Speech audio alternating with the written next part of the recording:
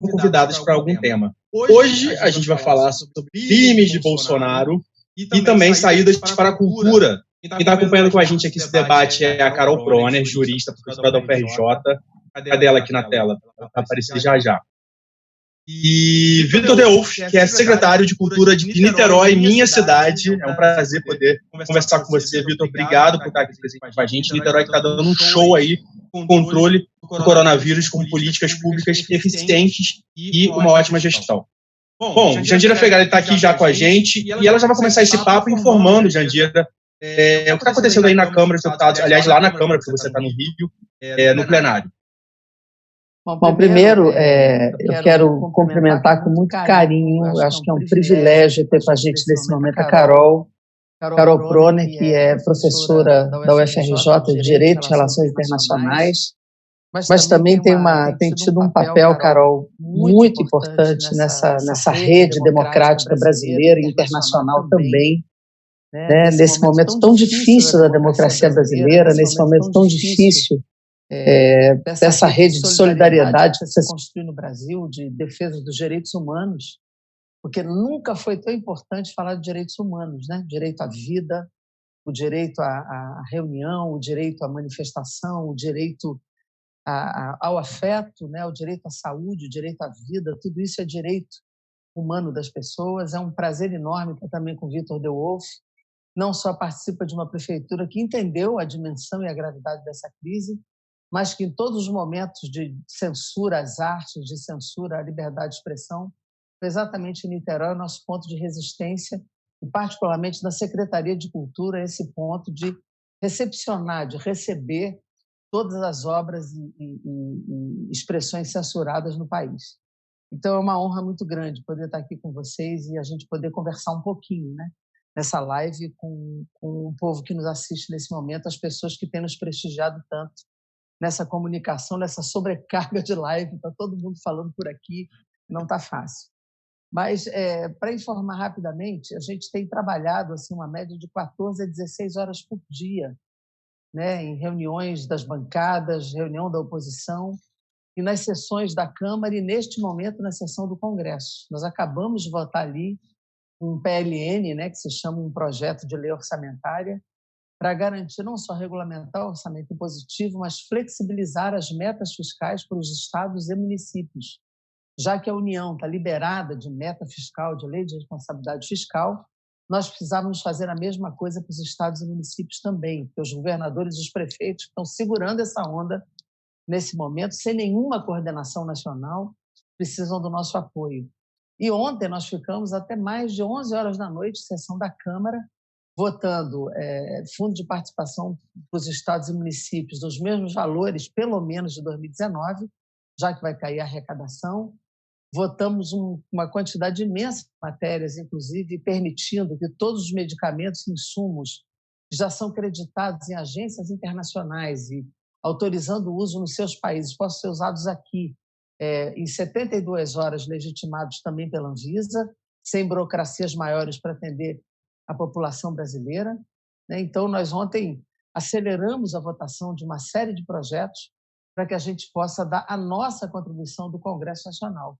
O que a gente está vendo é uma imensa dicotomia entre a celeridade e o esforço do Congresso Nacional e a não ação ou a inapetência ou a omissão do governo brasileiro. Isso é o que está nos assustando muito, né? Porque enquanto o Ministério da Saúde se esforça para ter ações que, de fato, possam responder à sociedade brasileira, o comando do governo, o comando, leia-se, Bolsonaro, Guedes e vários ministros que o acompanham, não só não cumpre o que o Congresso manda cumprir, por exemplo, pagamento da renda mínima emergencial, né? Por exemplo, todas as ações relacionadas aos estados e municípios, como ele edita medidas provisórias seguidamente no sentido contrário ao que o Congresso está aprovando. Ontem ele editou uma nova medida provisória, além das 4 que já tinha editado, sustentando o contrato de trabalho, reduzindo os salários em 25%, 50% ou 70% em relações individuais entre patrão e empregado e reduzindo o valor do seguro-desemprego. Ou seja, além de ser inconstitucional, você não pode reduzir valor de salário em relações individuais de trabalho, teria que ser por acordo coletivo. E mesmo assim é algo inacreditável que se faça nesse momento. Ele ainda reduz o valor do seguro-desemprego na medida provisória. Então, assim, é o contrário do que hoje o mundo inteiro faz e é o contrário do que hoje o Estado brasileiro precisa fazer. Esse é o momento de nós cobrirmos pelo Estado a folha de salário, de nós ajudarmos as pequenas empresas, eu não falo nem das grandes empresas, mas das pequenas empresas, e a hora da gente pagar era para ter pago ontem já a renda mínima emergencial. E é exatamente o oposto que ele está fazendo, apostando no desespero, apostando no caos, apostando na morte. Né? Ele diz que não pode colocar assinatura para não cavar a sua sepultura. Na verdade, está cavando a sepultura dos brasileiros, ele está levando à morte as pessoas, ou por contágio no seu comportamento, ou pela fome. E é isso que está desesperando. Se ele não consegue sentar na cadeira, ele que saia. Ele não pode fazer o que está fazendo com o povo brasileiro e com aquilo que o Congresso aprova e ele não cumpre. Ele faz exatamente, toma as decisões no sentido contrário. Jandira, você falou uma coisa muito importante em relação à responsabilidade do Bolsonaro. E a Carol Proner, ela inclusive fez um artigo e fez um vídeo também muito legal falando sobre isso, né, Carol? Bom, primeiro de tudo, boa tarde, Bruno. Obrigada por esse convite, parabéns pelo programa. Quero cumprimentar o Vitor. Concordo com a Jandira. Niterói é um produto de resistência da cultura. Eu moro no Rio de Janeiro e só ouço falar da Prefeitura de Niterói. Então, está de parabéns. É um prazer estar aqui, Jandira, ao seu lado. Você sabe que eu sou uma grande admiradora e, mais ainda, no momento de crise, a sua conversa franca com a população tem se com todo, através dessa ferramenta que é possível agora, mas que você já usava antes e que permite popularizar e publicizar tudo que é com a Câmara. É muito importante, como você acabou de fazer. E eu quero começar dizendo isso, Bruno, a sua pergunta. De certa forma, as nossas ações jurídicas têm, de certa forma, essa tendência a isolar um pouco o comportamento do Bolsonaro, porque ele é a face maior do absurdo. Vou fazer uma ressalva antes de falar de Bolsonaro, né? A gente não sabe até que ponto, eu não sei se alguém pode dizer com clareza até que ponto é um cálculo de conjunto ou é um comportamento isolado ou de alguns atores desse processo alucinante que nós estamos vivendo a partir dos líderes, a partir, vamos dizer, de figuras públicas que assumem em algum momento essa posição um pouco insana, né? Então, a gente realmente fica em dúvida se vale a pena entender um ato isolado dele, um comportamento dele, ou é um cálculo de conjunto. A gente não está, de certa forma, desconsiderando essa estratégia. Nós fizemos um artigo sobre o crime de epidemia, né? O crime de epidemia está previsto no artigo 267 do Código Penal, causar epidemia mediante a propagação de germes patogênicos. Eu queria só mencionar um aspecto que é um pouquinho técnico, mas que acho que vale a pena para esclarecer essa questão, entender bem a responsabilidade do presidente da República, né? O crime de epidemia seria um instantâneo, que se consuma quando a epidemia ocorre, ou seja, a ação não se resume a causar de modo genético, mas sim mediante a propagação de germes patogênicos, assim diz a lei. Nesse sentido, Bolsonaro não causou a epidemia, porque ele não foi ele que propagou. Mas eu quero citar a dogmática penal, eu quero citar um grande penalista, para mim, o maior penalista brasileiro, que é o Juarez Tavares, e que é titular da UERJ, inclusive da nossa Rio de Janeiro, e que ele fala que os crimes instantâneos não comportam participação depois da consumação, mas nos crimes instantâneos, cujos resultados não são definitivos, que é o caso da epidemia, a pergunta que nós devemos fazer é: o resultado dessa epidemia pode ser agravado ou não? E parece que o resultado aqui não é definitivo. Uma epidemia pode ser contida ou pode ser agravada. E se a autoridade pública encarregada de zelar pela saúde da população instiga a propagação dos germes patogênicos, ou que seus portadores possam simplesmente propagando-os, infere sim, né, na estrutura do Estado, agravando, inaugurando até, como diz o Juarez, uma nova causalidade e fortalecendo a epidemia. Portanto, aí não há dúvida, né? Nesse crime de epidemia, e também o artigo 268, que tem uma punição menor, mas aí é mais claro ainda, né? Espalhar doença contagiosa, trata o 268 do Código Penal. Portanto, nós estamos falando aqui da agressão penal, que é um crime comum, que foi, inclusive, motivo de notícia cantado por um deputado do PT de Minas Gerais, né? Se eu não me engano, Reginaldo Lopes. Né? Reginaldo Lopes. Uhum.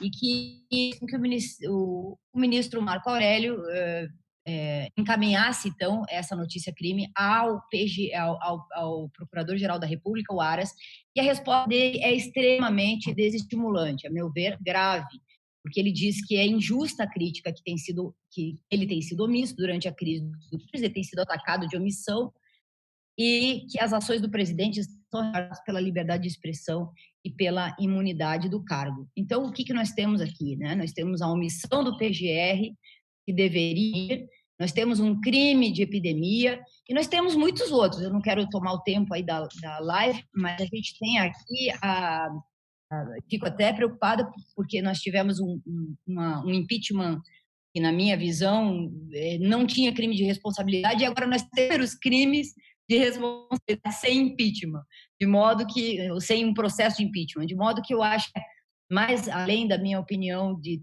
se o caminho político é o melhor ou não é, nós temos uma obrigação institucional e prática de entrar, sim, com esse pedido de impeachment, porque os crimes de responsabilidade são inúmeros antes da pandemia, e agora mais ainda, a gente pode falar isso mais tarde.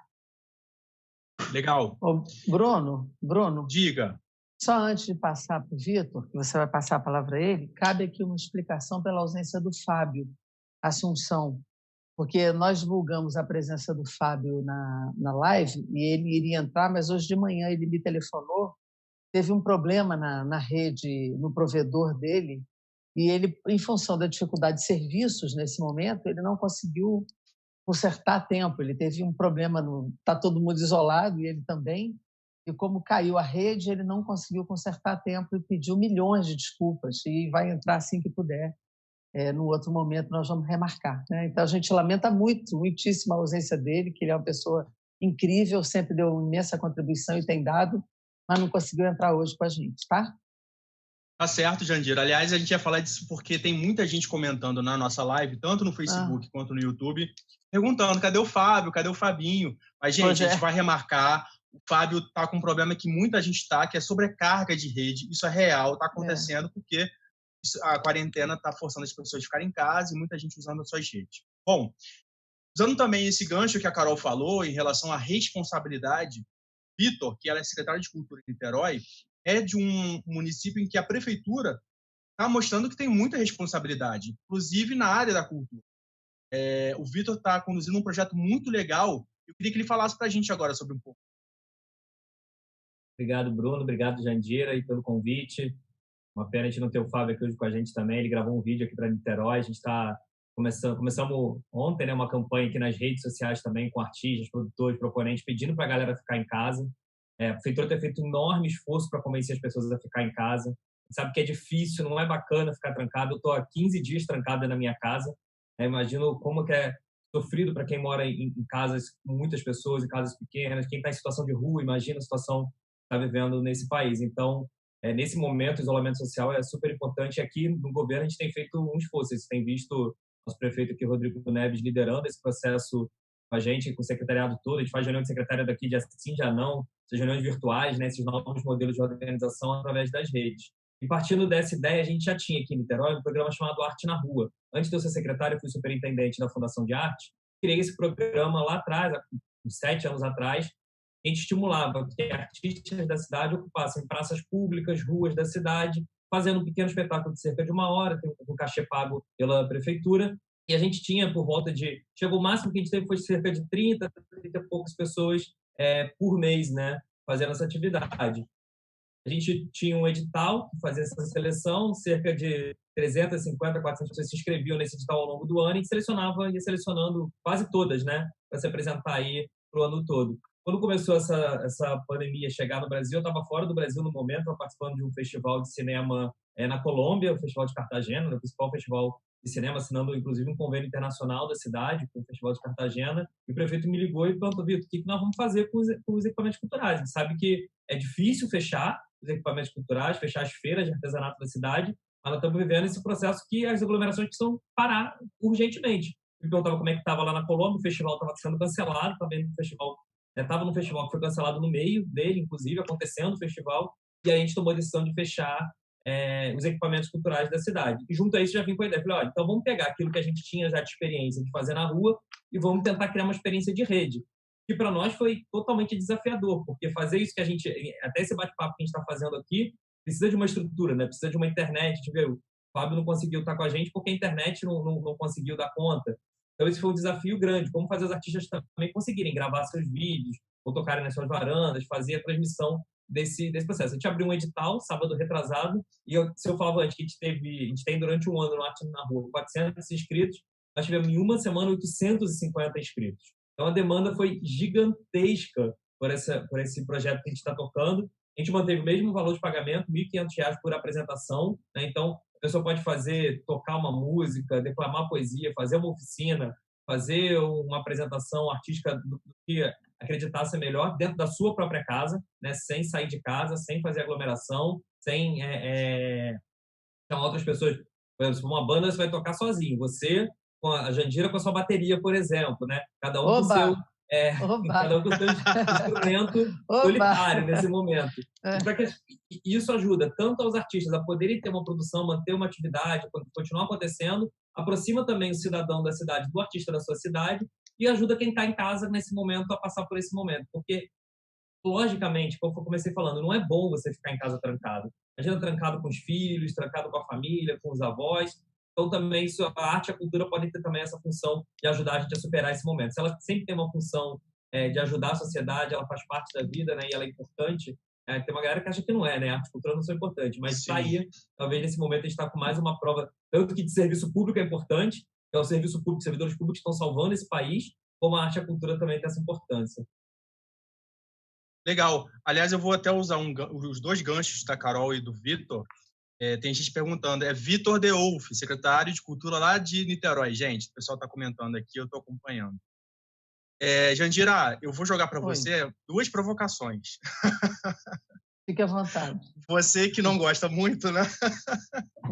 É o seguinte, a Carol falou de crime, de responsabilidade de Bolsonaro. Aliás, é o que a gente mais vê na internet, nas nossas redes, nas nossas páginas, as pessoas pedindo alguma coisa a ser feita. Você falou disso ontem, mas acho que é legal você voltar a falar disso. E a outra coisa é o que o Vitor falou, sobre a cultura, né? Saídas para a cultura. E tem um projeto também que eu queria que você falasse sobre ele, e tem também uma forma de proteção a essas pessoas, né? Aos artistas, aos produtores, aos fazedores de cultura. Então, a Carol comentou um aspecto que eu acho importante, porque existe na sociedade um sentimento de que, assim, como é que pode esse presidente fazer tantas atitudes criminosas e a gente faz o quê? Vai deixando? Esse é um sentimento legítimo, né? Aliás, o fora Bolsonaro que vem da sociedade, não somos nós que estamos falando. A sociedade está dizendo isso, né? Basta, fora. E as pessoas perguntam, vai ter impeachment, não vai ter impeachment? É claro que a gente, quer dizer, nós que estamos assim nos partidos e principalmente dentro das instituições, a gente está com uma responsabilidade agora muito grande de dar resposta à pandemia. Então, nós estamos vendo hoje, por exemplo, eu fiquei a manhã inteira na reunião da comissão externa do coronavírus, vendo as medidas, como é que vira a indústria têxtil para fazer equipamento de proteção individual, como é que a gente vira a Petrobras para a produção de álcool gel em grande volume para as unidades sanitárias, como é que a gente faz licença compulsória e quebra de patente para medicamentos, como é que a gente garante que tenha avião da FAB para transportar os exames, porque as companhias aéreas estão cancelando os voos, os exames para ir para as áreas de referência para produzir os resultados. Ou seja, a gente está ali absolutamente concentrado nas medidas, né, que o governo não faz. Quer dizer, como é que, com o poder de compra do Estado, você não chama a indústria têxtil, a Petrobras, a indústria de polímeros, para a produção dos equipamentos de proteção individual? Hoje a gente teve um dado de que o sírio-libanês, teve que tirar de ação 104 profissionais, o Albert Einstein 340 e o Hospital de Clínica de São Paulo 400, todos contaminados. Então, assim, é o poder de compra do Estado nesse momento, tem que chamar a indústria e virar o jogo para a produção dos equipamentos que estão faltando, como respiradores. O Trump chegou para a General Motors e disse: política de guerra, vai produzir respirador, não vai produzir carro. É o Estado que tem que fazer isso. Então, quando as pessoas olham a inação, o presidente da República vai passear na rua, produzir contágio, aglomerar gente, ele está fazendo o contágio acontecer. Isto é crime. Então, quer dizer, a gente não está dizendo que tem que ter impeachment, porque nós estamos concentrados hoje na pauta que importa para a sociedade. Nós estamos vendo medida sanitária, renda, emprego, proteção de pequena empresa, microempresa, nós estamos fazendo isso. Mas, ao mesmo tempo, os partidos entraram como crime, porque ele não pode fazer isso, ele está colocando em risco a vida das pessoas. Então, nós não estamos pedindo impeachment, porque tudo que ele quer é que a gente mude a pauta, para esta pauta onde ele tenta navegar, dizendo que a gente quer dar golpe, que a gente quer interromper o mandato, mas tem coisas que têm limite. Então, notícia-crime contra a ação criminosa dele, os partidos estão fazendo. Como a Carol também está dizendo, tem que fazer, está correto, porque quando ele bota em risco a vida das pessoas, quando ele rompe as orientações sanitárias e diz aglomerem-se, vão para a rua, ele está colocando em risco a vida das pessoas, está estimulando o contágio. Então, a notícia-crime que está sendo feita pelos partidos tem que ser feita mesmo, porque aí é um problema de arriscar a vida das pessoas, né? Então, eu acho que, nesse sentido, a orientação que ela dá como jurista que é e a compreensão que tem da defesa da vida, empurra a nossa posição, e é correto, para que a gente diga, tem que parar essa atitude, para esse cara, ele não pode fazer isso, né? Essa atitude não pode ter continuidade.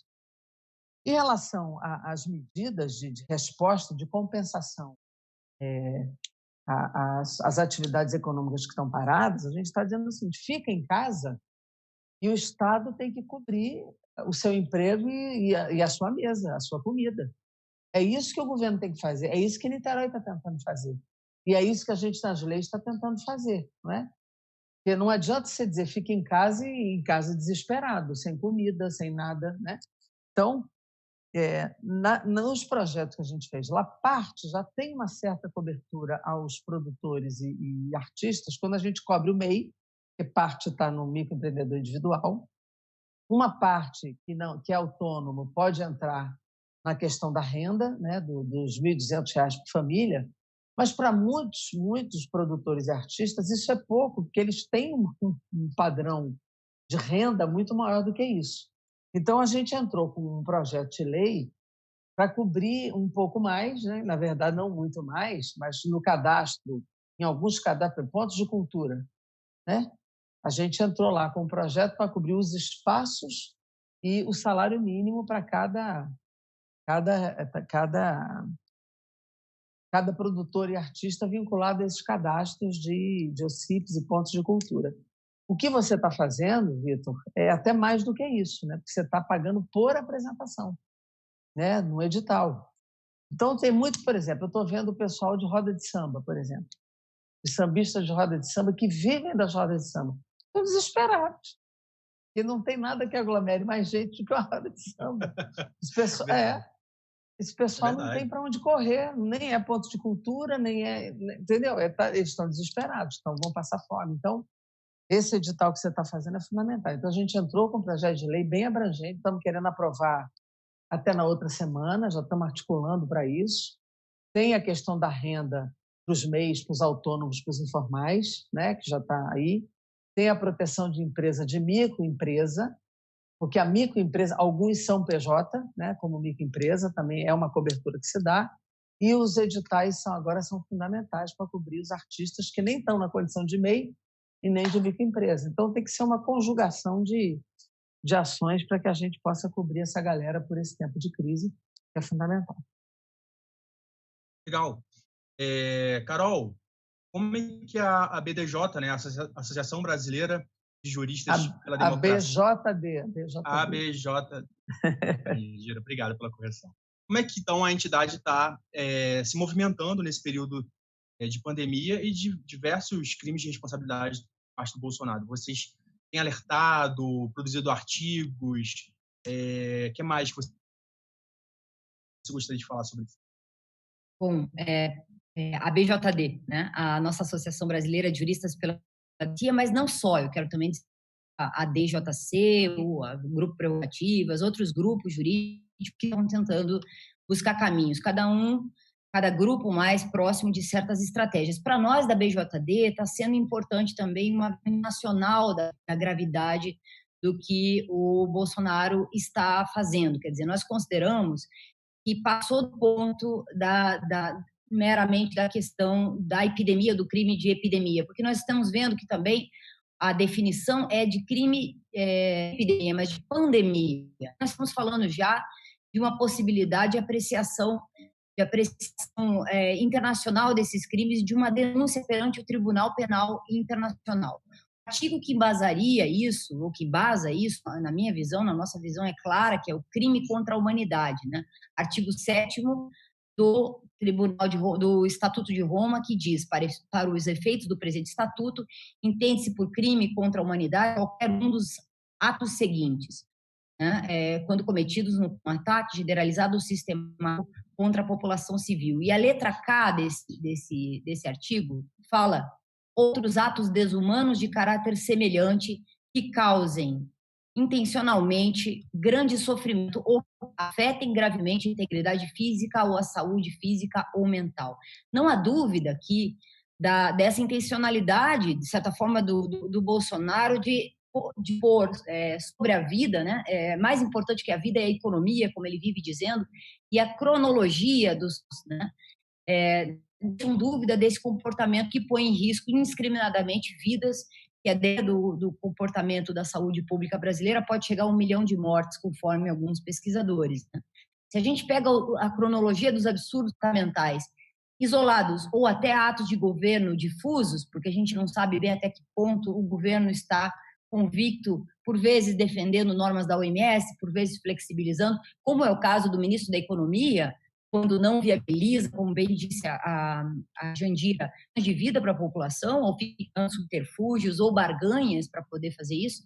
Então, vamos dizer, só cinco dados de cronologia que mostram a conduta do Bolsonaro. A primeira, no dia 15 de março, estava em quarentena, mas ele foi às ruas de Brasília cumprimentar os cidadãos aglomerados em manifestação pública. Vocês lembram disso? A segunda, o pronunciamento oficial que fala claramente que o país não pode parar, que as escolas não têm motivo para parar, que o comércio deve voltar a operar. E traz um lado aí da população se revoltando contra as medidas de saúde pública. No dia 20 de março, o decreto que ele mesmo assinou, 10.292, eu me lembro, Jandira, de você falar disso, né? Que inclui entre os serviços mesmo que cumpre as próprias leis, a lei do coronavírus e os próprios decretos, mas nesse decreto que inclui os serviços essenciais, o funcionamento das igrejas e das casas lotéricas, tentando fazer uma média aí com a questão evangélica, né? O juiz federal da primeira parte determinou toda essa parte do decreto, mas ele tentou, desta forma, driblar a quarentena. Depois, o governo federal lança uma peça de propaganda, que isso foi um absurdo, mobilizando o isolamento social, estimulando as pessoas a saírem às ruas. Lembrem, né? O nome da campanha era O Brasil Não Pode Parar. Vocês lembram do prefeito da Lombardia dizendo isso, né? E depois tendo que chorando, Milão não pode parar, me parece. Milão não pode parar, pode parar. Depois teve desculpas à população, as lágrimas, porque as consequências foram duríssimas, né? A etária oficial, o Brasil não pode parar, hashtag o Brasil não pode parar, né?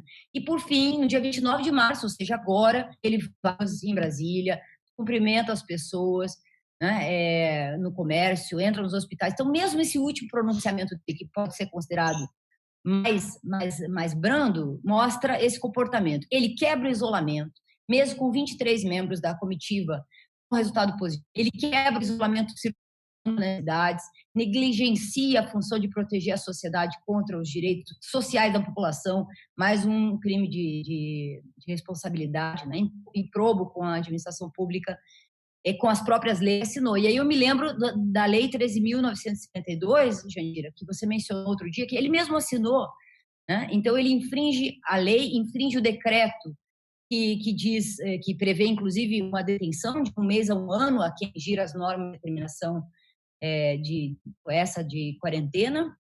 E a lei que ele assinou prevê isolamento, quarentena, inclusive determinação de realização de exames, testes laboratoriais obrigatórios, se for o caso.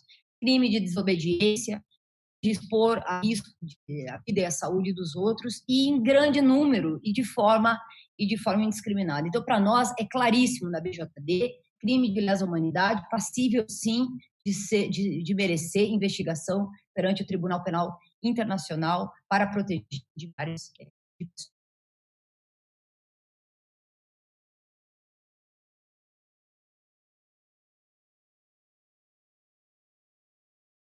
Vitor? Estou te ouvindo, Bruno. Ih, Bruno, você sumiu aí.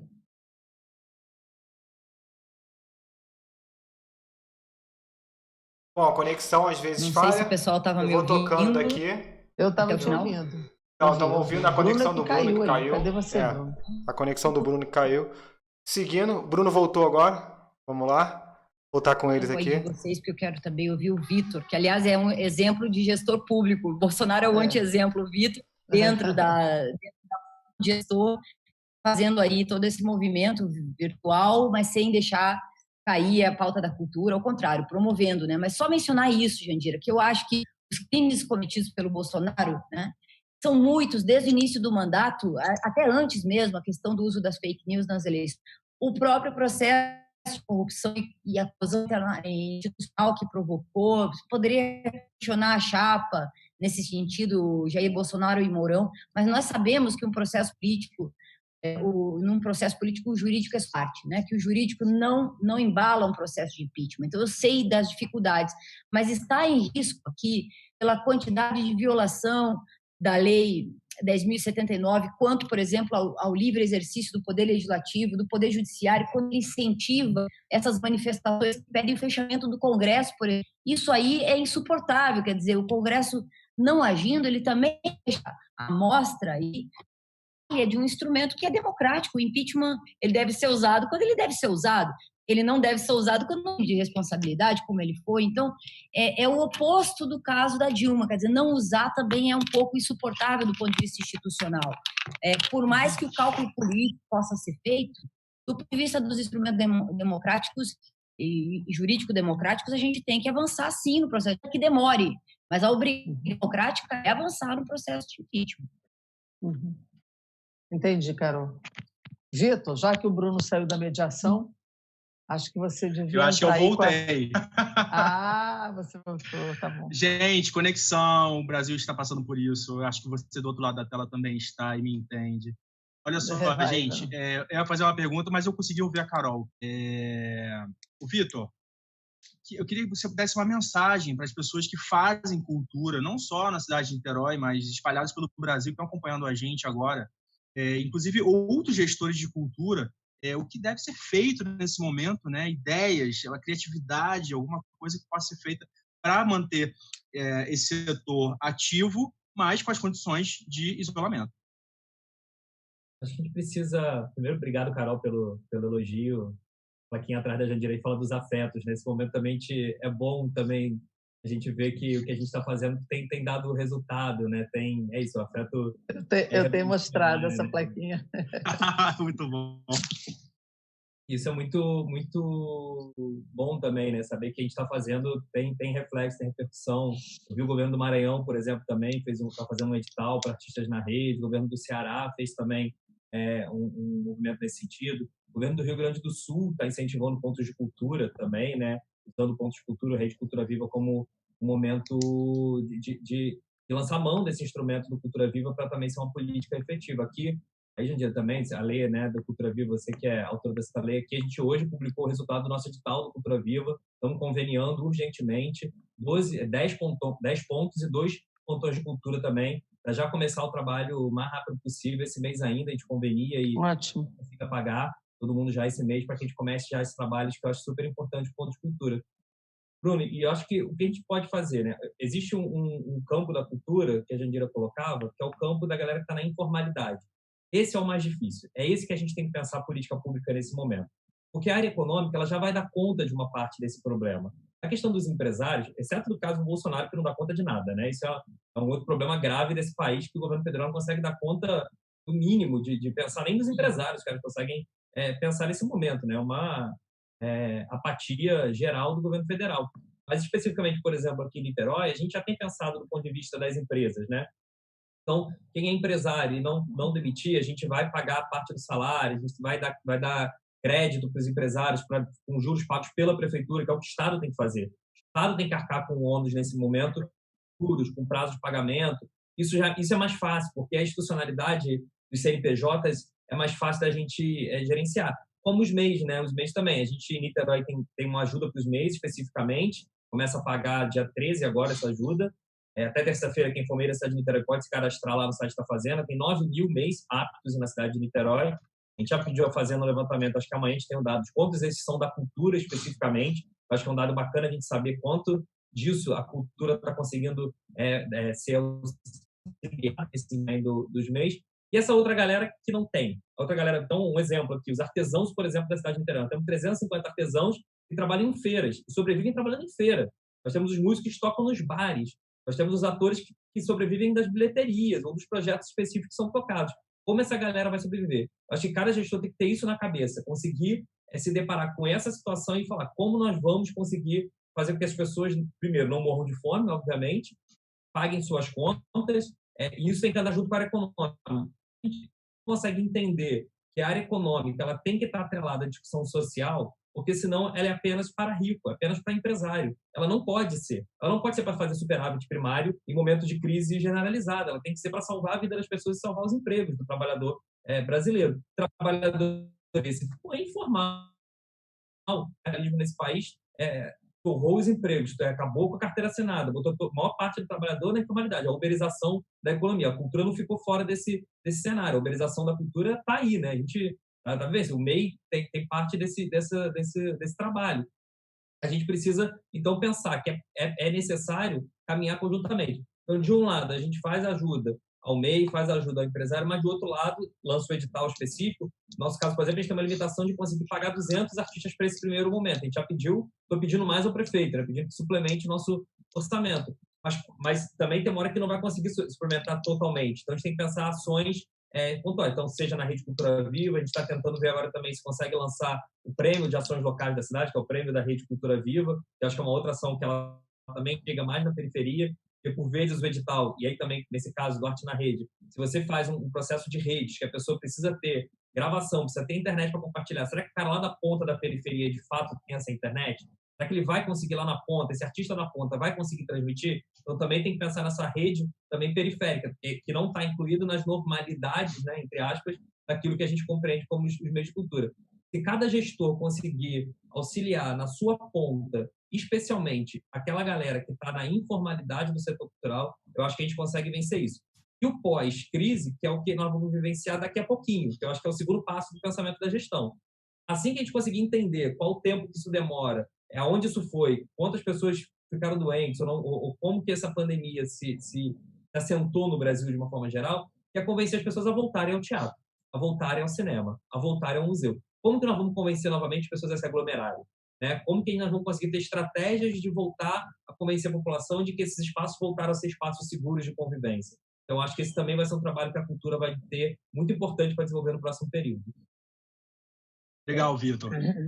Oi, Jandira, quer falar? Oi. Eu queria pegar um aspecto. Quer dizer, vocês foram falando, eu fui aqui pensando algumas coisas. Parlamentar tem mania de falar, né? Se não tiver cuidado, fica falando.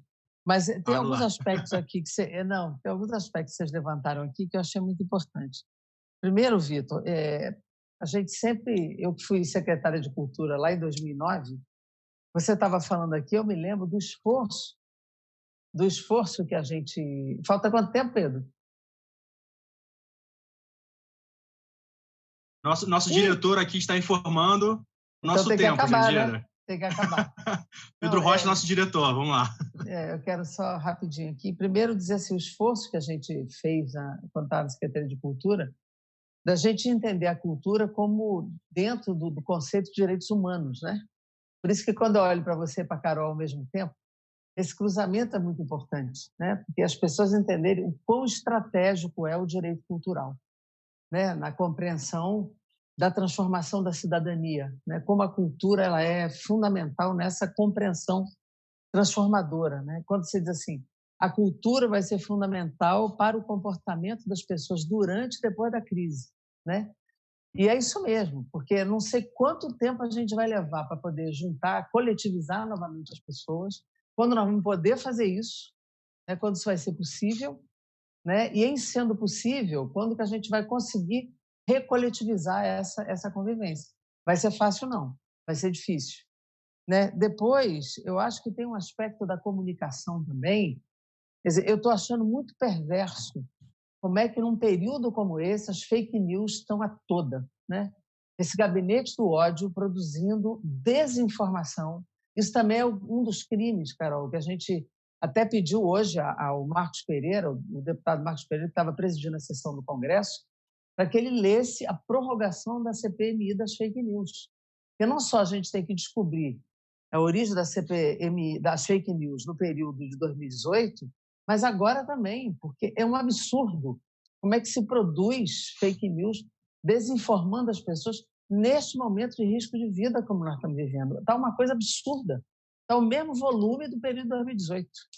É uma coisa, assim, inacreditável, né? É uma falta de escrúpulo, de ética da vida, da integridade, da perversidade. É uma coisa impressionante. Isso é um aspecto que a gente precisa pensar. Terceiro, essa coisa de que o Bolsonaro recuou no pronunciamento dele. Eu acho que ele mudou o tom, porque ele está muito isolado. Mas a estratégia continua a mesma. Ele distorceu o discurso da OMS para justificar o comportamento dele. Ele mentiu sobre o discurso do diretor da OMS para justificar o comportamento dele de ir para a rua, de estimular a reaglomeração e a ida das pessoas para a rua. É uma coisa absurda, né? E, por último, eu acho que a gente precisaria, Vitor, para além do que você já está fazendo agora na cultura, a gente precisa suspender o pagamento das contas das concessionárias. São projetos que já estão tramitando lá e que Niterói já está fazendo. Sim. Mas talvez seja a ideia, assim, a crise também nos gera oportunidade, né? De, além de manter depois os editais na rua, manter complementarmente na rede, porque isso foi um sucesso. Então, acho que a gente não deve acabar com esse projeto. Acho que a gente deveria manter na rua e manter nas redes, né? Acho que isso é uma coisa que a gente vai fazer. Eu não sei qual é o prazo do teu edital, que a gente poderia ajudar a divulgar também, né? Para ter mais gente participando, mas eu acho que a gente deveria manter complementarmente as experiências que estão sendo positivas agora e aproveitar para expressar a minha solidariedade com os profissionais de saúde, com esses artistas que estão participando desses projetos, estão dando alegria na casa das pessoas, e os artistas que voluntariamente estão emprestando o seu prestígio para a orientação correta sanitária das pessoas, né? Eu vi vídeos do Fábio, do Chico Buarque, de outros artistas que estão assim, fica em casa, que estão dando o seu rosto, o seu prestígio para orientar corretamente as pessoas na atitude mais justa nesse momento para salvar vidas. Então, é importante a gente sempre valorizar solidariamente aí as pessoas que estão emprestando o seu prestígio para ajudar a gente num momento tão difícil como esse, né? Gente, para a gente concluir, falei gente, né? Repetir. Aliás, até nosso diretor aqui de corte, Pedro Rocha, está lembrando, a gente sempre divulga essas lives de Niterói nas nossas redes, nas nossas páginas, quando ocorrem, ampliar o alcance aí desse trabalho muito legal. Eu queria ouvir uma sugestão de vocês para Bolsonaro. Será que vocês conseguem me dar falar uma sugestão para o presidente, assim, rapidinho, Carol? Renuncia, sujeito, né? Vai mais tarde. Já que ele não vai renunciar, Carol, pelo menos que pague logo, né? Boa. E aí, Jandira, vai tentar? Eu podia juntar essas duas, né? Que é o renuncia paga logo antes de renunciar, então, né? Paga logo antes de renunciar e para a galera fica em casa, gente. Tem que ficar.